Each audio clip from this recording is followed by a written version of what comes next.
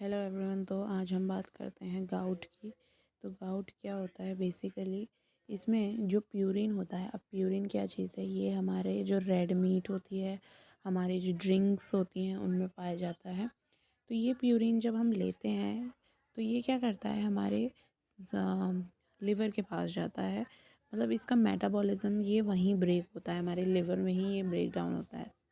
तो ये purine liver में यूरिक एसिड में ब्रेक डाउन हो जाता है।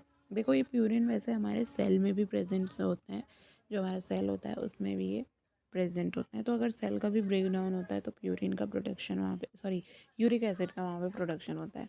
तो ये प्यूरिन यूरिक एसिड में बदलता है और uric acid is not good for our body. तो ये यहाँ किडनी के पास जाके यहाँ से यूरिन के थ्रू निकल जाता है। बट अगर कोई भी कंडीशन की वजह से, मान लो हम कॉजेज़ की बात कर लेते हैं अब, तो यहाँ पे ये देखो, अगर एज में, मतलब अगर हो सकता है कि जैसे जैसे आपकी एज बढ़ रही है वैसे वैसे आपका बॉडी के फंक्शंस में प्रॉब्लम आ रहा है, तो वहाँ पे मेटाबॉलिज्म आपका स्लो हो जाएगा। आपका जो ये प्यूरिन है वो यूरिक एसिड में चेंज हो जाएगा, बट बॉडी से बाहर नहीं आ पा रहा है या किडनी में कोई प्रॉब्लम हो रही है। फैमिली हिस्ट्री एक है, सर्जरी, अगर आपकी किडनी की कोई सर्जरी हुई है या किडनी में कोई प्रॉब्लम है, या आपको हाइपरटेंशन है, हाइपरटेंशन में आपके ब्लड वेसल्स डैमेज हो सकती हैं किडनी की, या आप हाई प्यूरिन डाइट ले रहे हैं आप, या तो आप प्यूरिन ही ज़्यादा कंटेन कर रहे हैं, ठीक है, तो यूरिक एसिड तो ज़्यादा बनेगा ही। ओबेसिटी और डायबिटीज़ मेलाइटिस इंटर रिलेटेड है। ओबेसिटी और डायबिटीज़ मेलाइटिस में क्या होता है, ये जो हमारा सेल होता है इसमें ग्लूकोज नहीं जा पाता डायबिटीज़ में, है ना, इंसुलिन की कमी की वजह से। तो बेसिकली मान लो यहाँ पे ग्लूकोज नहीं जा पा रहा है, तो यहाँ पे जो सेल है वो अपने ही अंदर जो प्रेजेंट होते हैं कुछ सब्सटेंसेस, उन्हीं का ही ब्रेक डाउन यहाँ पे करने लग जाता है, ठीक है, जिसको ग्लाइकोलिसिस बोलते हैं। तो इसमें बेसिकली ये सब्सटेंसेस का ब्रेक डाउन करता है और ये यहाँ पे प्यूरिन फॉर्म करता है। तो ओबेसिटी में या डायबिटीज़ मेलाइटिस की वजह से ओबेसिटी हो रही है तो यहाँ पे प्यूरिन बन जाएगा, क्योंकि ग्लूकोज नहीं है वहाँ पे। डिहाइड्रेशन बहुत सिंपल है। डिहाइड्रेशन इसलिए क्योंकि आपका यूरिन आउटपुट ही नहीं निकल रहा है, यूरिन ही बाहर नहीं आ रहा है भाई, प्यूरिन कहाँ से बाहर आएगा, मतलब यूरिक एसिड कैसे बाहर। तो हम क्या बात कर रहे थे यहाँ पे कि ये देखो, यहीं यहाँ से यहाँ नहीं जा पाता, तो ये क्या करता है, ये ब्लड में ही रह जाता है, जिसको हम हाइपर यूरिसीमिया बोलते हैं। ये ब्लड वेसल्स में ही ये यूरिक एसिड घूमता रहता है, और जब ये यूरिक एसिड सोडियम के साथ कांटेक्ट में आता है तो ये सोडियम मोनोसोडियम यूरेट बना देता है।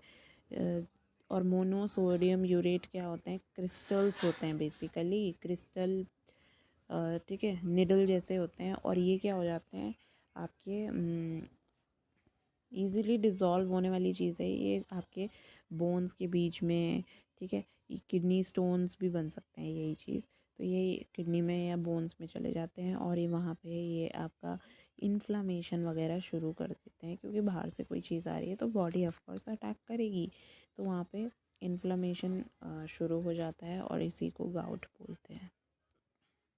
यहाँ पे साइन सिम्टम्स क्या होंगे, सिंपल से होंगे भाई, लंप बन जाएगा, गांठ जैसी बन जाएगी, ऐसे कुछ टाइप से जॉइंट में ऐसा कुछ फुला फुला सा रहेगा, रेडनेस, पेन, स्वेलिंग वगैरह तो रहेगी। नी, एंकल, एल्बो, इन जगहों पे भी आपके क्या रहेगी, पेन रहेगी। नी हो गया, एंकल हो गया, एल्बो हो गया, इन जगहों पे आपका पेन रहेगा, ठीक है। रिस्ट में भी यहाँ पे पेन रहेगा, ठीक है। तो ये नॉर्मल सिम्टम है, ये आपको हर जगह देखने को मिलेगा। और ये जो चीज़ इसमें अलग है, यहाँ टो में, पैर के अंगूठे में यहाँ पे ये देखने को मिलेगा हमको, ठीक है। बड़ा सा इन्फ्लामेशन, वहाँ पे सूजन हो रखी होगी। अब हम बात करते हैं यहाँ पे आपके डायग्नोस्टिक इवैल्यूएशन के लिए। देखो, हिस्ट्री कलेक्शन वगैरह वो सब पता ही है आपको, एक्सरे वगैरह।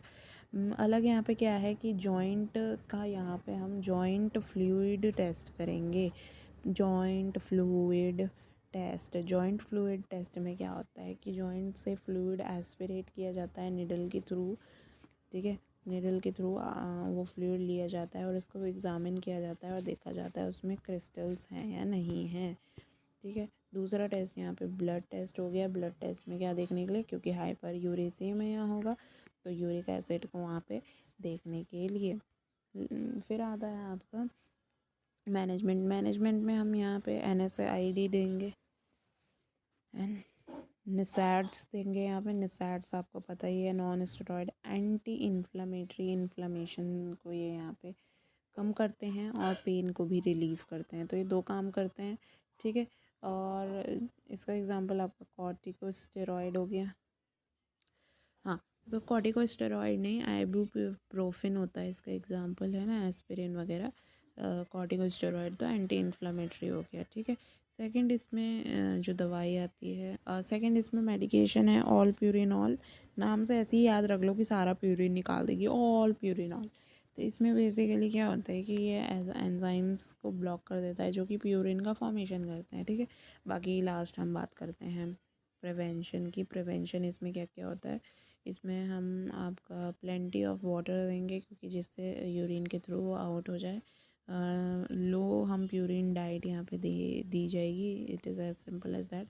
एक्सरसाइज कराई जाएगी, ज़्यादा से ज़्यादा मेटाबॉलिज्म होगा तो ज़्यादा से ज़्यादा किडनी उसको फ़िल्टर करके, सॉरी किडनी भी नहीं, मतलब लिवर आपका वहाँ पे ज़्यादा से ज़्यादा मेटाबॉलिज्म